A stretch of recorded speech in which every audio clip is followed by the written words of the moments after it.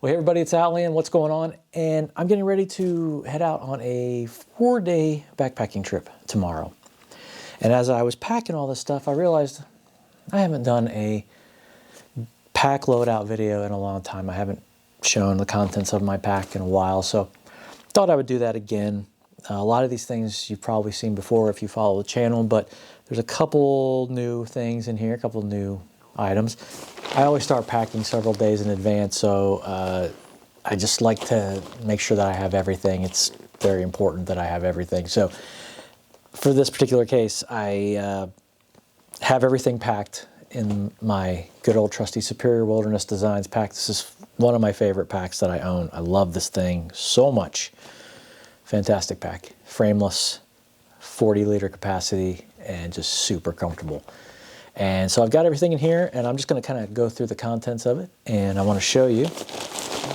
Here's the loadout. You can see everything on there. So let's go, let's get into it. All right, so I have quite a bit of stuff in here. Let's just start with the front of the pack. What I have, facing my body here. This is, of course, your straps. I have an extra carabiner here. I always bring an extra if I want to hang my pack or something like that, which I don't do that much anymore, but I do bring an extra carabiner. It's just always good to have extras. I always bring an extra. Got a survival whistle here. Always take that with me. It's a good thing to have. And then in the front here, I've got my water bottle pouch on the strap. Makes it really super easy to access my water. I'm super bad about not drinking water when I'm hiking, so I wanted to make sure that I have it accessible to me. And it's right there. I just remember to, just reminding myself to drink it. So, and then I do have a pocket here. One of these things that I love about this pack is I have a waterproof pocket up here. I had that when they built the pack for me. I had that added. I keep this little pouch in here. This is an MSR pack towel pouch, but I use that for like basically my trail wallet. I'll stick my wallet in here, my keys, things like that. So they're nice and secure. They're not going to go in. They're clipped in. They're not going to go anywhere. So if I have to open this zipper for any reason, I know where the stuff is. My usual rule, though, is that once things go into this zippered pouch, my keys, my wallet, things like that, this does not come open again until I get back to my car. That way I know that I have my keys and stuff in there and that nothing has fallen out, gotten lost. I try to stick to that rule. Don't always stick to it. Sometimes I do. Okay, so this pack is great because it has so many pouches on it. That's what I love about it so much. Got a water bottle here, Smartwater bottle.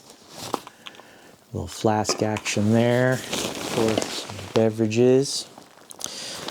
On this side here, I have my camp chair, my Helinox Zero. I bring this with me, even though I'm bringing a hammock on this trip, because I'm going to be hanging out around the fire, hanging out with some friends. Want to make sure that I have my chair to sit around the fire. I'm not going to be uncomfortable on this trip. I want to be comfortable, so the chair is going. And then this extra pocket that I have up here in the top, I love this because I use this as my, basically I put my water kit, my filter kit, in this top pocket. It's kind of isolated. If it's wet, it's no big deal. It has drainage holes here in the bottom, so things can get out. But CNOC bag, had that forever, and a Sawyer squeeze mini wrapped up in there. And this is what I'll use for my water treatment. And then on the outside of the pack here, this is kind of a new thing. I've had it for a while though. This is a Govee hygrometer, how do you say it? Hygrometer. So it's a thermometer and it measures moisture in the air, things like that. It's great because it's a smart device. I can hook this up to my phone and I can see, history, like an actual graph of temperatures, when they dropped, what they got down to, lowest temperature, highest temperature, all kinds of cool stuff. A lot of people are using these, and I bought one a while ago, and I always forget to bring it, and I'm going to bring it on this one because I think it's going to get kind of cold at night. So I'll be curious to see what our temps get down to. And then our outside mesh pocket here, we start getting into the fun stuff. Poop kit is in this LiteAF pouch here, waterproof Dyneema pouch. Just the typical stuff, you know, nothing really exciting in here. Wet wipe, Apex giant trowel, some hand sanitizer, some soap, and I do have some gear aid in here. Just, I wasn't sure where else to put it. I didn't want to put it in my med kit, so this is kind of a repair kit slash poop kit. Kind of the all-in-one kit. Little tiny medical kit. This bag is from LiteAF. Just, you know, I don't carry a big medical kit. It's pretty small. Band-Aids, vitamin I, ibuprofen, stuff like that. That's all I really need. If I need more than that, then I'm probably going to need airlifted anyway. So hopefully I don't need any of it. Steaks, steak bag. I got some MSR Groundhogs in there, and I think that's all I brought this time. Sometimes I do bring some titanium shepherd hooks with me just as backups, but for this one I'm just bringing the shepherd, or I'm sorry, just bringing the MSR Groundhog steaks. But I do have something cool that I want to show you. So let's dump the steaks out here. I have this really cool item that I 3D printed, and I love it. I've used it several times already. It's just a steak pusher. That's all it is. It's just a plastic piece that I printed, but it has these nice Y grooves, so it fits the steaks perfectly. You just stick them in there like that, and then you can use your hand or foot or whatever to push the steak into the ground. That is a freaking lifesaver. I love it. I love it. I only have to carry one, and I can use it for each steak. That was the greatest item I printed, I think, so far. One of my favorite items I printed. So, yeah, I love it. It's fantastic. And we also have our Sappy Sack from Hammock Gear with our straps for our hammock. Hammock straps, Dutchware straps, and line, which I have wrapped around another item I 3D printed, which is just a cord spool thing. I'm always getting this thing tangled, this line. The smaller you get with this line, the Zing-It, the more tangled it seems to get, even though it's supposed to not tangle. It tangles. So I printed this thing because there's nothing worse than being cold and or wet, trying to hang up your tarp, trying to do it quickly, and have your rope all messed up and tangled, and trying to untangle it and fix it. I've had some real nightmare scenarios out there trying to deal with my rope. So hopefully that will fix the issue. I will find out tomorrow if this works or not. So we'll see. And then finally on the back we have my tarp, my good old tarp. If you follow the channel, you've seen this before. This is my Warbonnet Outdoors tarp. And it's just, I love it. It's lightweight. It works great. I keep it in this mesh snakeskin from Hammock Gear. Absolutely fantastic. Fantastic. All right. I think that's everything on the outside of the pack, so let's go inside.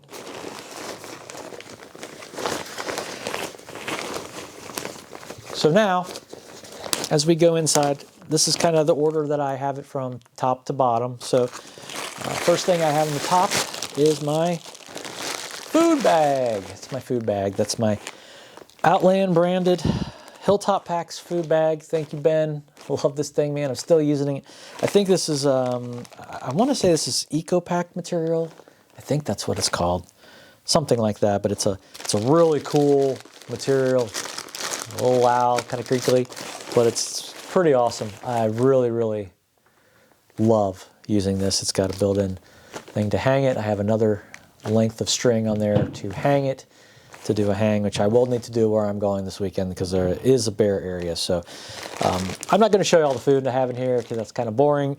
But I also do keep my cook kit within my food bag when I'm carrying it. That's honestly because I don't know where else to put it. So I'm really curious what you guys use. You know, where do you put your cook kit when you're backpacking? Leave a comment down below in the comments. I'm really curious to see where you put all your cook gear. Do you just put it in your food bag with your food? Do you put it in its own bag? Do you just leave it loose? What do you do? I'm curious. Please tell me. And then I keep everything in this bottom section. I use a Nilo Flume bag liner. You could use a trash bag, a trash compactor, whatever. Doesn't really matter, but you should use something when you use a roll top bag like this, because they're not fully waterproof and they can let water in. So here is my hammock system. Still rocking the Dream Hammock Raven with the top cover. I put the winter top cover on it because it's gonna, like I said, it's gonna be cold. And then I have it in this LiteAF Dyneema stuff sack. Got it jammed in there, but hammock's still going strong. This is a fantastic piece of gear, man. Super quality. Love Hammock Gear. Love what they do. Just absolutely wonderful.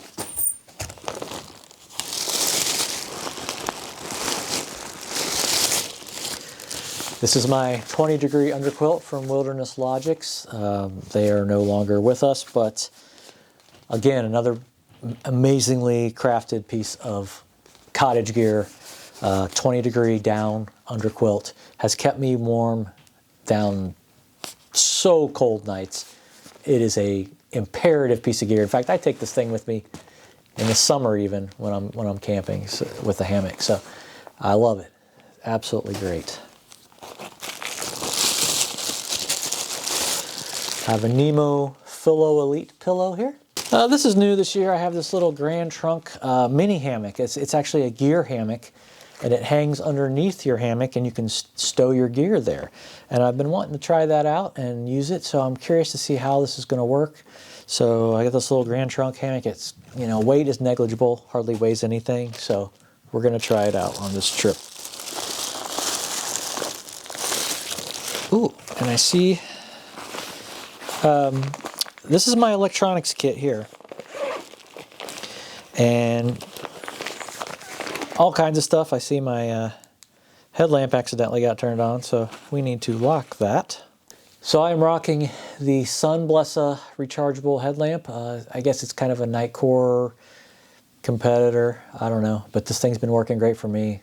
It's exactly what I need for backpacking. It's perfect. Works great, very reliable, charges quick. Really nice piece of gear. I love it. And then in my electronics bag, I have other things like, you know, Ravpower. And then I have an Anker charger in there. I have tons of cables. Cables for my watch, cables for my phone. All kinds of fun stuff. Lots of good stuff in there.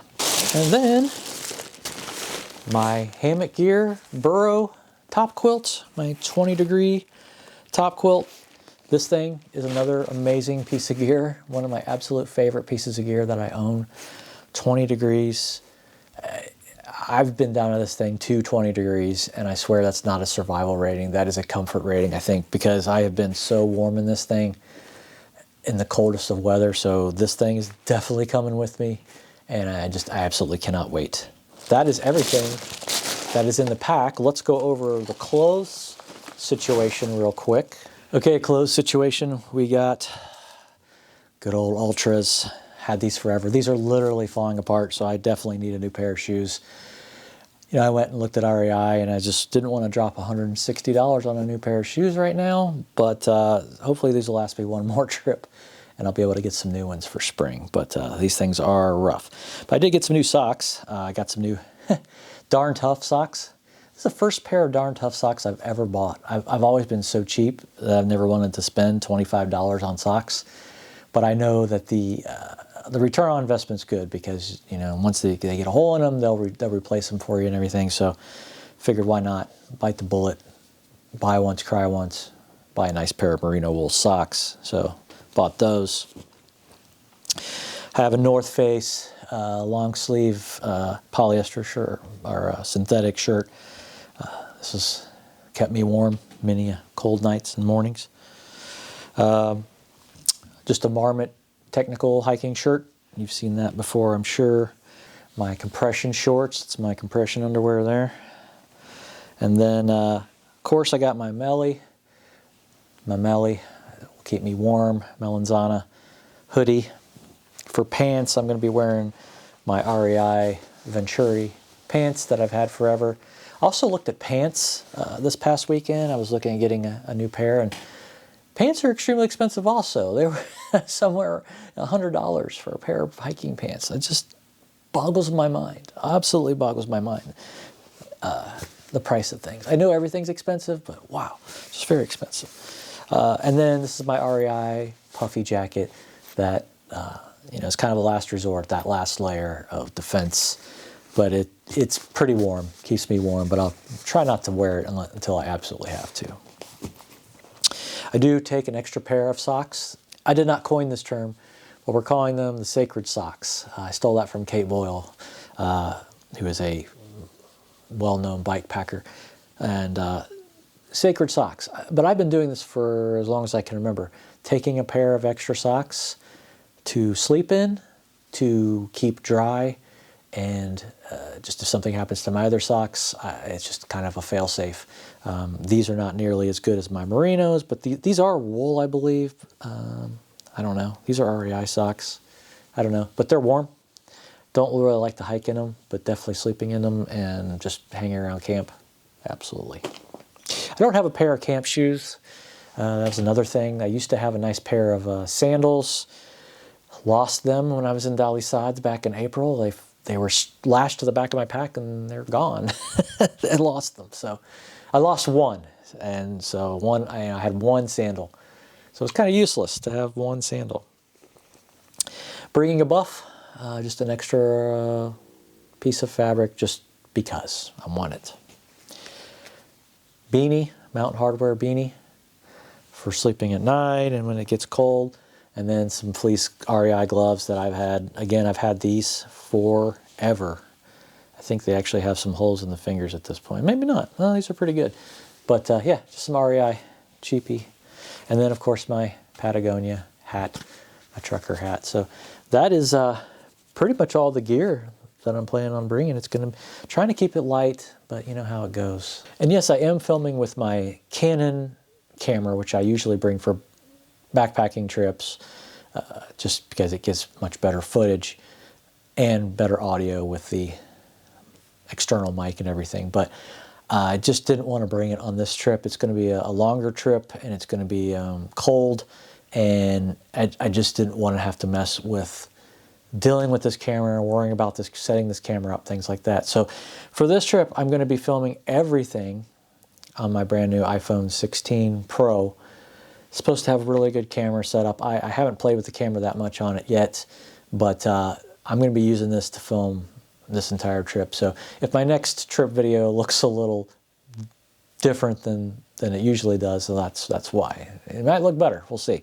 But yeah, I'm excited about this phone, though. It's pretty cool. And this is the only piece of electronics I'm going to worry about as far as camera gear goes. So, all right, everybody. If you have any questions on my gear loadout, what I'm using, any of this stuff, any questions on how I pack, things like that, feel free to drop me a line. I would love to talk to you more about it.